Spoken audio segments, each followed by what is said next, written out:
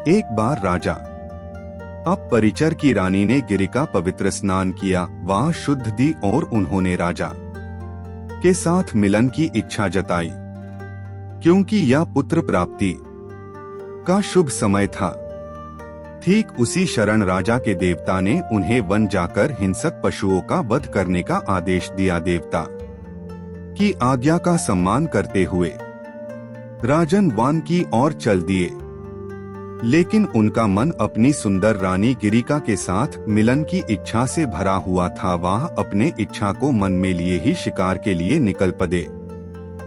वसंत ऋतु का समय था और कोयल के मधुर आवाज से पूरा जंगल गूंज रहा था। राजा उपरीचर अपनी रानी गिरिका से मिलन के प्रबल इच्छा मन में लिए वन में घूम रहे थे। थकान महसूस होने पर वह एक पेड़ के नीचे जाकर बैठ गए। जैसे ही वहां बैठे उनके मन में प्रेम की भावना इतनी तीव्र हो गई कि उनका वीर्य एक पत्ता पर जा गिरा। यह सोचकर कि उनका वीर्य और रानी का ऋतुकाल व्यर्थ न जाए, राजा ने पास ही बैठे एक बांस को बुलाया। उसे बांस से पट्टे को रानी गिरिका के पास ले जाने को कहा। बाज ने पत्ता उठाया और रानी के महल की ओर उड़ चला। रास्ते में एक दूसरे बाज ने देख लिया, जिसे लगा कि वह मांस का टुकड़ा ले जा रहा है। मांस समझकर दूसरे बाज ने उसे आकाश में ही लड़ाई शुरू कर दी। इस झड़प में वीर्य लगा हुआ पत्ता नीचे बहती यमुना नदी में गिर गया, जैसे एक मछली ने निगल लिया। मछली वास्तव में अद्रिका नाम की अप्सरा थी, जिसे एक श्राप के कारण मछली बनकर यमुना नदी में रहना पड़ रहा था। राजा उपरीचर वासु के वीर्य वाले उस पत्ते को निगलने के 10 महीने बाद वह मछली मछुआरे के जाल में फंस गए।